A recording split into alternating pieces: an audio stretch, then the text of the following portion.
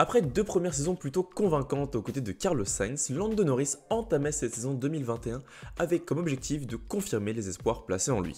Avec l'arrivée de Daniel Ricciardo à ses côtés, il devait montrer aux yeux de tous qu'il était capable de battre un pilote expérimenté vainqueur de Grand Prix. Et le moins que l'on puisse dire, c'est qu'il a complètement réussi cet objectif. Le pilote de 22 ans a été époustouflant tout au long de la saison.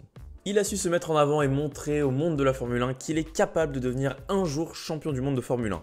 Il a su être très rapide en qualification le samedi, être très solide le dimanche pour ramener les gros points à la lutte au championnat pour la 3ème place. Lando Norris a simplement porté son écurie sur ses épaules cette saison. Alors est-ce que Norris est rentré dans la cour des grands, la cour des Verstappen et des Leclerc? C'est la question à laquelle on va répondre aujourd'hui. Salut à tous, c'est Georges et aujourd'hui on parle de Lando Norris. C'est parti.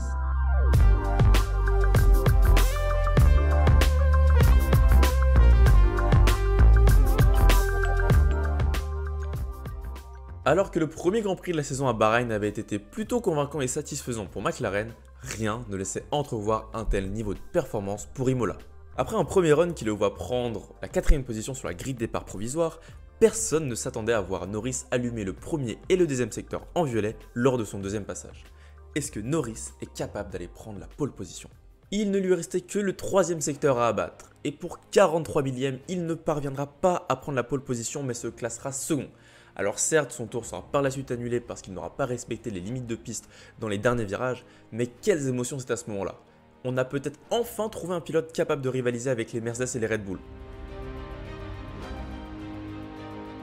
Après un excellent premier run qui le voit se placer second, Lando Norris s'élance juste derrière le poleman provisoire Max Verstappen pour sa deuxième et dernière tentative. Secteur 1, violet.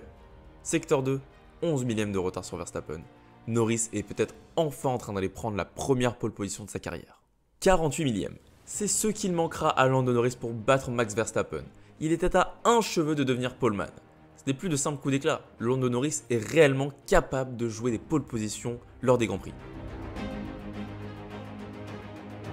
La Belgique, l'un des Grands Prix ou non Grands Prix ayant le plus fait parler cette saison. Pour Lando Norris, c'était un Grand Prix qui se passait plutôt bien. En Q1 et en Q2, il était premier provisoirement. Rien ne semblait pouvoir arrêter Lando Norris sous cette pluie battante. Il avait comme l'impression de marcher sur l'eau. Il était tout simplement au-dessus des autres pilotes. Oui mais voilà, un excès de confiance plus tard et c'est le mur de pneus qui vient briser les rêves de pole position de Lando Norris. Un peu trop de déconfiance à l'entrée du raidillon et il perd le contrôle de sa monoplace. On commence réellement à croire qu'il ne va jamais prendre sa pole position s'il ne prend pas les occasions qu'on lui donne tout simplement.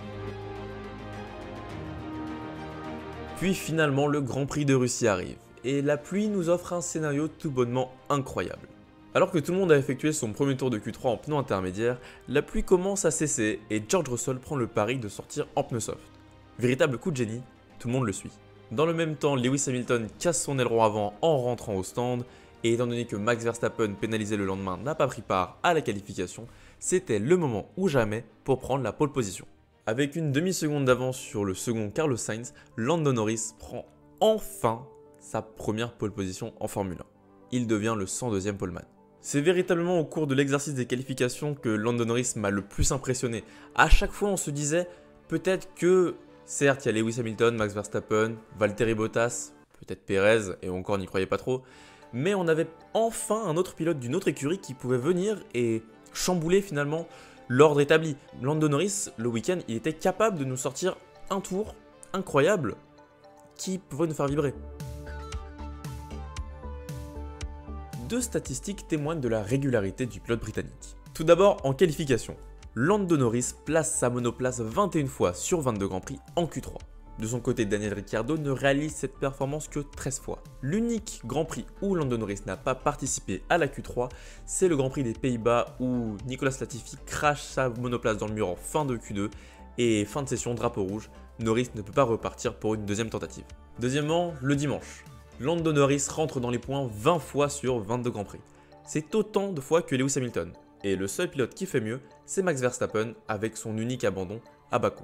Si l'on compare Lando Norris à son coéquipier Daniel Ricciardo sur la saison, on peut voir par les statistiques et par la piste qu'il a simplement écrasé son coéquipier australien. 15-7 en course, 15-7 en qualif, 4 podiums à 1 et une 6ème place contre une 8ème place au championnat. Norris prend 4 podiums, dont 3 3ème places et une 2ème place. Le premier en Émilie-Romagne où il profite des déboires de Mercedes pour prendre la 3ème position. Puis profitant des problèmes de Charles Leclerc et de Valtteri Bottas, il en profite pour monter sur la 3ème marche du podium à Monaco. Et enfin en Autriche, après sa sublime qualification et un très bon rythme tout au long du week-end, il vient battre Lewis Hamilton sur la piste pour prendre cette 3ème position. Il a également obtenu une 2ème position en Italie derrière son coéquipier Daniel Ricciardo qui lui finit premier.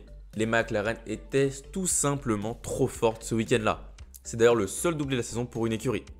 Et pas de déception à l'arrivée pour Lando Norris, il sent que son moment va arriver. A l'image de Leclerc à Silverstone, il n'aura manqué que 2 tours à Lando Norris pour venir s'imposer. Malgré le fait que Sainz le dépasse au départ, Lando Norris affiche un rythme plus élevé, plus fulgurant, et il va venir récupérer sa place de leader et s'envoler seul au monde pour aller chercher sa première victoire. Au vu du niveau affiché, il méritait amplement sa victoire, mais la pluie en a décidé autrement. Il a pris le pari de rester en piste et malheureusement c'était pas le bon call, c'était pas la bonne chose à faire. Alors, qui aurait pu savoir? Les ingénieurs Mercedes peut-être, mais en tout cas ça aurait pu tourner dans un sens comme dans l'autre. Lewis Hamilton n'a pas voulu rentrer au premier coup, il est rentré au 2ème, ça a marché, la pluie s'est intensifiée et Norris a perdu le contrôle de sa monoplace. Alors certes c'est dommage que ça finisse comme ça avec une 7ème position pour Lando Norris, mais le plus important c'est ce qu'il a affiché durant ce week-end. Il nous a montré qu'il est capable de mener un Grand Prix et nul doute qu'il aura de nouvelles occasions pour venir s'imposer en Formule 1.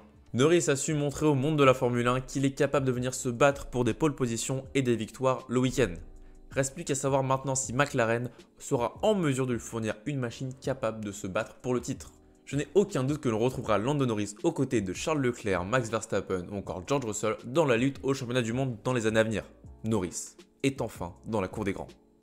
Voilà, c'est tout pour cette vidéo, j'espère qu'elle vous aura plu. Si c'est le cas, n'hésitez pas à la liker et à la partager. Abonnez-vous si vous voulez d'autres contenus sur la Formule 1. Moi je vous dis à la prochaine, c'était Georges F1. Salut!